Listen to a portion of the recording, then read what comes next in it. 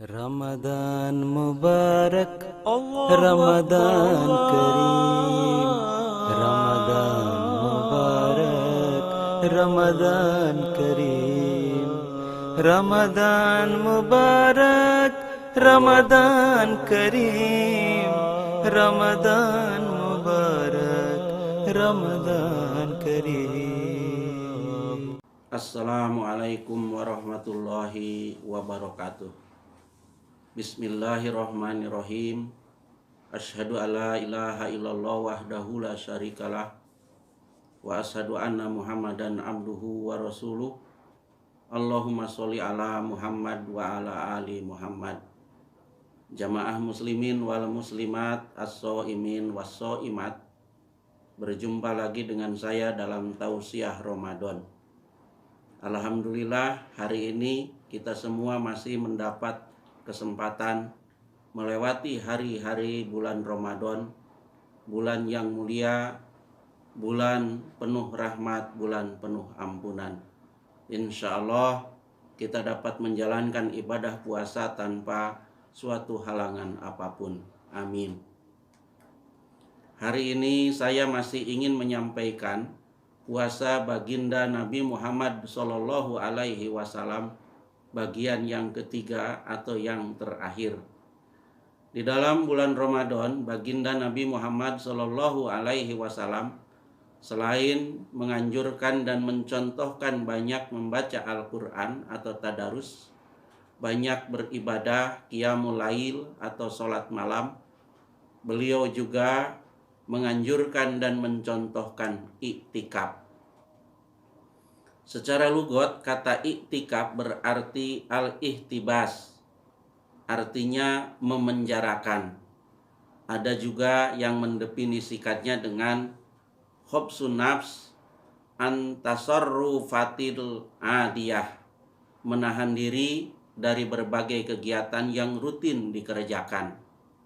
Menurut syara, iktikaf adalah berdiam diri di dalam masjid untuk beribadah kepada Allah yang dilakukan oleh orang-orang tertentu dengan cara-cara tertentu. Iktikaf adalah sunnah baginda Nabi Muhammad Sallallahu Alaihi Wasallam. Hadrat Aisyah radhiyallahu taala anha meriwayatkan, anna Nabiyya Sallallahu Alaihi Wasallam kana ya'takiful asarul awahir mir Ramadana hatta tawafahullah summa takif azwajahu mim ba'dihi. Sesungguhnya Nabi Shallallahu Alaihi Wasallam melakukan itikaf pada hari ke-10 terakhir dari bulan Ramadan hingga beliau wafat. Kemudian istri-istri beliau melakukan itikaf setelah beliau wafat. Hadis riwayat Muslim. Hazrat Abu Hurairah radhiyallahu taala anhu juga meriwayatkan, kana Nabiyyu sallallahu alaihi wasallam ya'takifu fi kulli Ramadan asrota ayyam falamma kanal amul lazi kubido fihi i'tikafu isrina yauman. Biasanya Nabi Shallallahu Alaihi Wasallam beritikaf 10 hari setiap bulan Ramadan. Kemudian pada tahun di mana beliau wafat, beliau beritikaf 20 hari. Hadis riwayat Bukhari. Iktikaf boleh dikatakan puncaknya ibadah puasa. Iktikaf dilakukan untuk lebih memfokuskan diri kepada Allah, menjalin komunikasi, menjalin hubungan yang erat dengan Allah, dan meninggalkan urusan yang bersifat kebendaan atau duniawi. Firman Allah Ta'ala di dalam Al-Quran, wala tubashiruhunna wa antum akifuna fil masajid. Janganlah kamu campuri mereka, istrimu, ketika kamu beritikaf di dalam masjid. Surat Al-Baqarah ayat 188 mengisyaratkan iktikaf adalah waktu untuk meninggalkan urusan duniawi dan hanya fokus kepada Allah Subhanahu wa Ta'ala. Umum umat Islam memahami iktikaf adalah upaya untuk mencari dan mendapatkan Lailatul Qadar. Lalu Amalan-amalan apakah yang biasa diperagakan baginda Nabi Shallallahu Alaihi Wasallam selama menjalani itikaf? Dari Al-Quran dan hadis kita mengetahui selama masa itikaf baginda Nabi Shallallahu Alaihi Wasallam hanya fokus beribadah. Pertama, sholat fardu, sholat sunnah, sholat nafal, dan sholat malam atau sholat tahajud yang dikenal dalam hadis sebagai qiyamul lail, yang lamanya kemarin telah saya sampaikan bagaimana Nabi menjalankan sholat malam. Kedua, Nabi biasa dalam itikaf itu adalah tadarus Al-Quran. Bahkan beliau mengkhatamkan Al-Quran berulang-ulang kali di dalam bulan Ramadan, dalam 10 hari terakhir bulan Ramadan itu.